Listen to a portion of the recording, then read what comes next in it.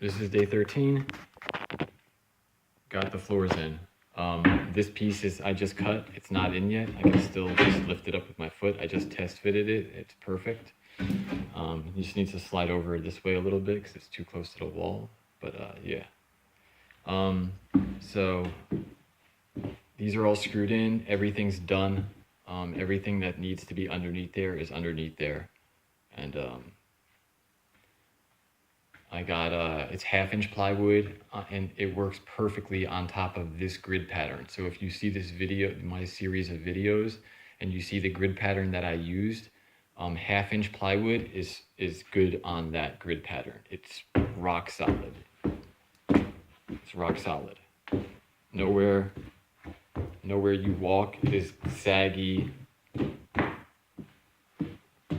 It's solid. And I still have 3/4 inch hardwood floors that are going on top of this, so it's going to be even more solid. But that grid pattern works with 1/2-inch plywood.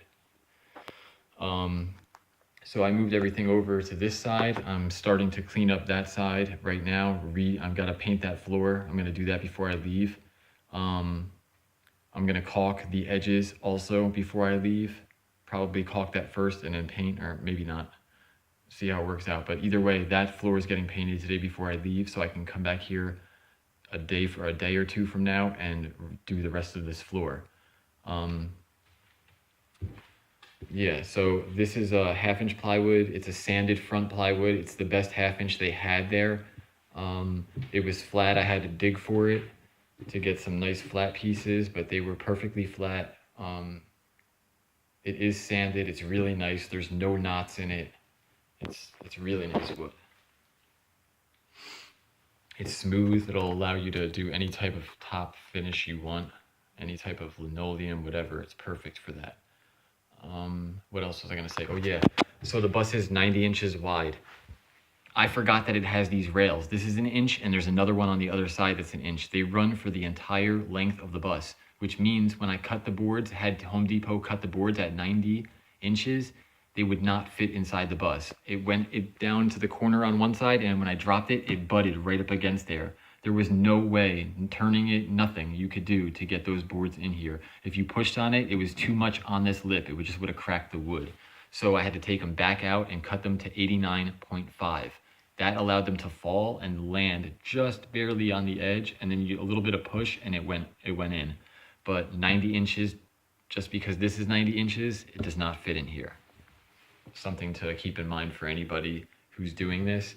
I mean, the rails go all the way to the front, so there was no way to just take it up here and like sneak them underneath because this seat's in the way. So you just couldn't do it. If you bring a board in and then you try to like pivot it in, if you know anything about dimensions, that doesn't work because the corner to another corner is the largest dimension on a beam. So that's even harder. That would require even more space to get it to fit like that. So you just keep in mind, measure when you're going to put these boards in, measure from where you want it on the floor diagonally up to the edge of that little ridge. That will tell you what size board can fit inside your bus. So you just go measure right from there, right from the edge, right down to your floor. That'll tell you what size. So after I got these all in, I screwed them down in certain areas. I'm still going to do more screwing. I just did that now so it can hold the boards flat and apply that pressure. So, because this epoxy on the floor, not the epoxy, the adhesive on the floor is still not dry fully. Most beams were dry. The ones that were a little stubborn is still wet. So I wanted to get it pinned down so it will dry flat and perfect. So right now it's completely flat. It's held down fine. It's 90% dry, but there are some pieces underneath there that still need to dry. So this is good holding it down like this. I already said I transferred everything over. I'm going to start doing this right now before I leave. This piece I'm just going to leave like this until I can do the rest of the floor, or I might just do this really quick before I leave, lay these beams out, put the insulation, get everything taped up, do all the proper stuff for right here, put that seam in and then lay this down before I leave. I haven't determined if I'm gonna do that now or later. So, but yeah, this is what it is. Came out great. Really happy that the floors are in now, because this is the part that was holding me back from doing everything, from even walking in here. I had to tiptoe around paint. I had to tiptoe walking over the insulation. I use this plank to span the insulation, because if you step on the insulation, it damages the integrity of its R value.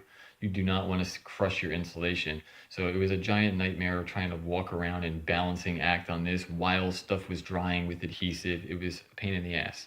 So I'm really happy that this is in there.